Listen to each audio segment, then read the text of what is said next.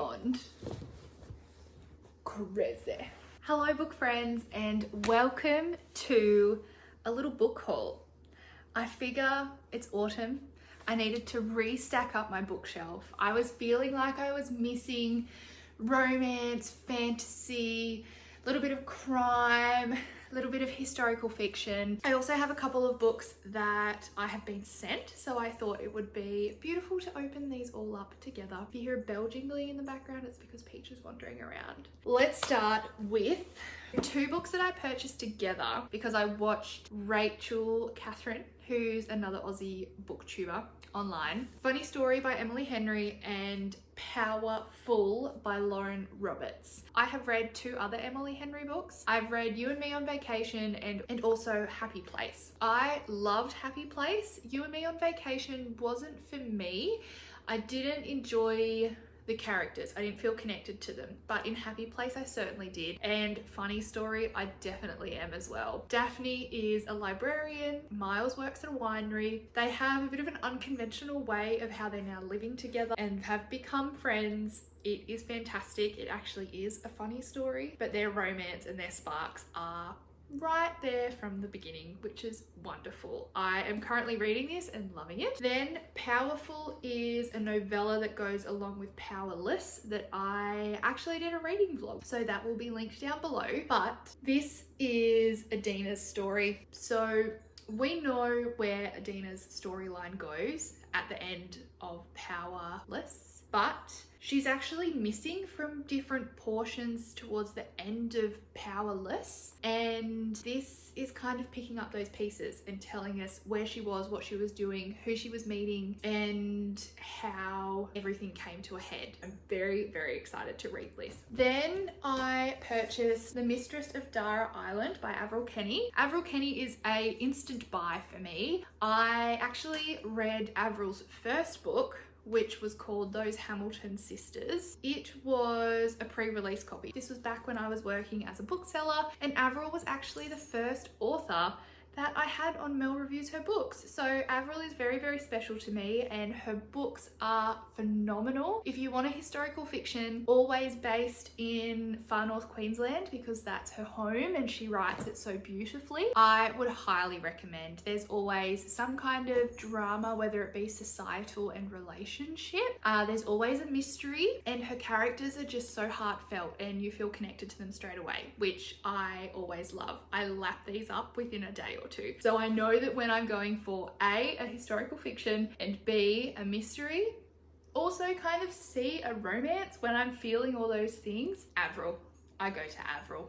Then we have a different one for me. So I saw The Great Undoing by Charlene Alsop, recommended by Kate Mildenhall. And Kate is a beautiful, beautiful Australian author. Her most recent book called The Hummingbird Effect, which was longlisted for the Stella Prize, was phenomenal. And I had the pleasure of interviewing Kate as well. I met her in Albury at the Right Around the Murray Festival. But I loved Kate's books and I love her writing. So if she's recommending something, I have a good feeling I will love it. She recommended The Great Undoing, and this is actually futuristic, and it's incorporating AI into a society that we really don't know and is controlled by a body that we don't know.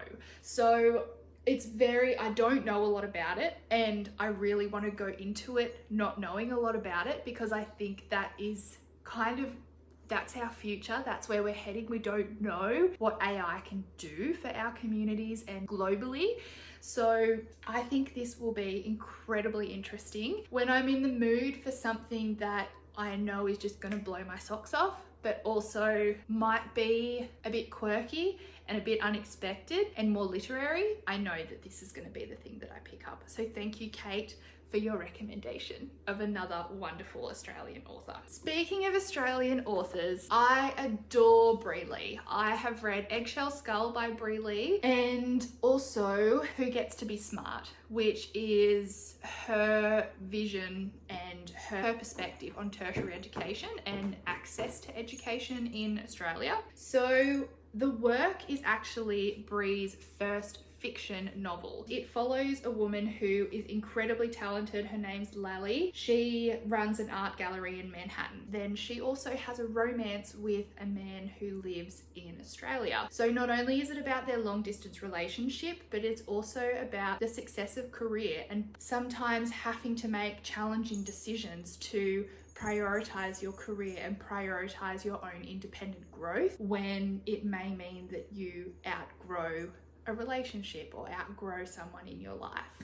Then we have another historical fiction. At the Going Down of the Sun is Marianne O'Connor's latest historical fiction. Marianne O'Connor is actually another author that I have loved since kind of my first time working as a bookseller. The books of Marianne's that I love the most are surrounding crucial wartime periods in our history. Her books Gallipoli Street, Worth Fighting For, were some of my favorites, and they're always from an Australian perspective, so they always have Australian families, generational families. Usually you see and read from all different age demographics in one small town community. So I find them really fascinating because for me myself, growing up in a small town community, I can really understand and see each character and the connections that they have and their perspectives. So I think just this time in history, obviously this is World War I.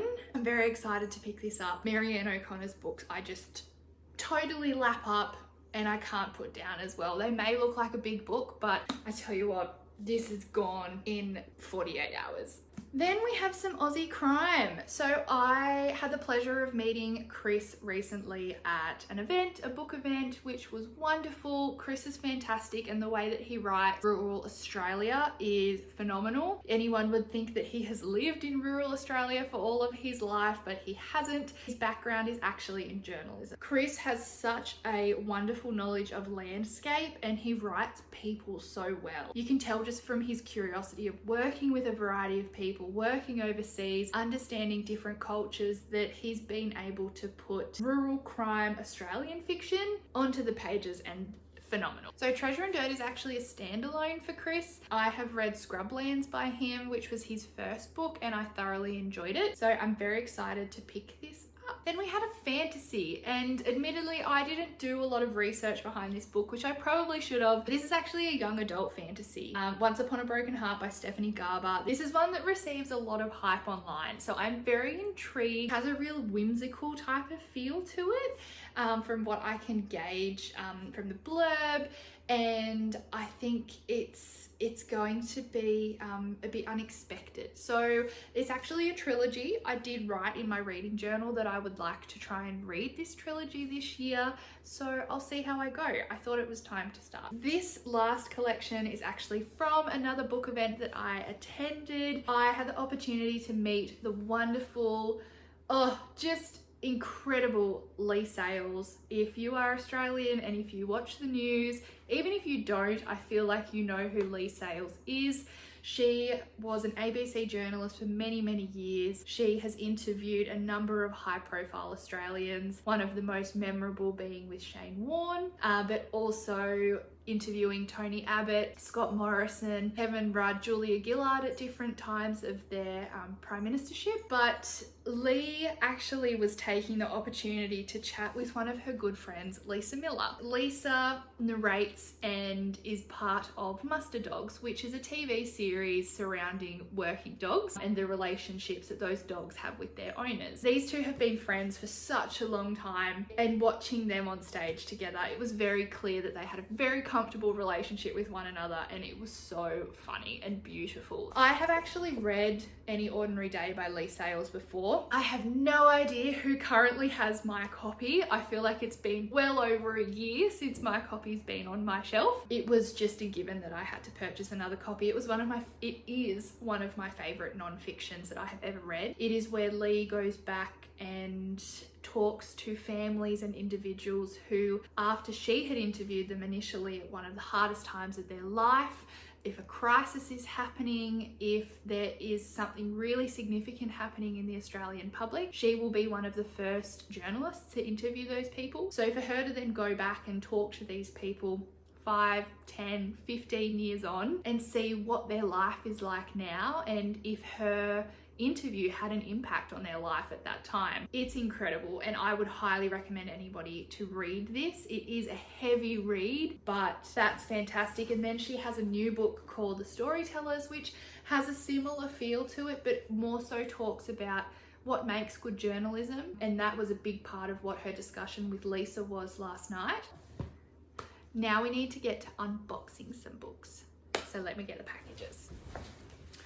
Woohoo! First package is in this gorgeous pink. Yay, it is! So this is incredibly exciting. This book is called Urban Legend Hunters, The Dreaded Mr. Snipe, and this is by Joel McKerrow. So Joel, I actually met at Right Around the Murray, which is a book festival held in Albury. He was actually there as a roaming poet. So Joel would stop individuals and he would either make a poem up on the spot, which I just found incredible, or he would read you a poem if you gave him kind of a few just little snippets of what you were feeling and what you wanted to hear, and he would find a poem for you that he felt matched what you were feeling and kind of empathize with that. So Joel actually brought me to tears in a poem that he read to me at the time. And beautiful Joel, he got in touch after us meeting and he said, Mel,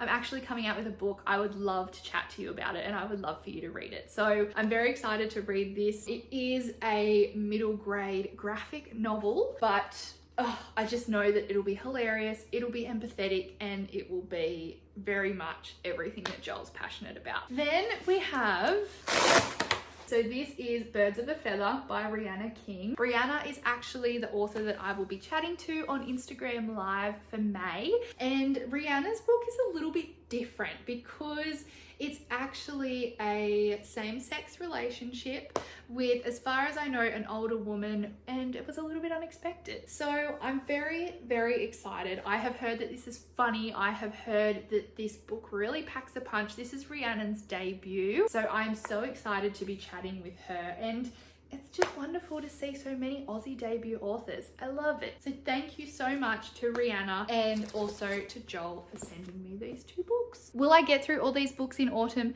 No. Will I read these books through winter as well? Yes, most likely.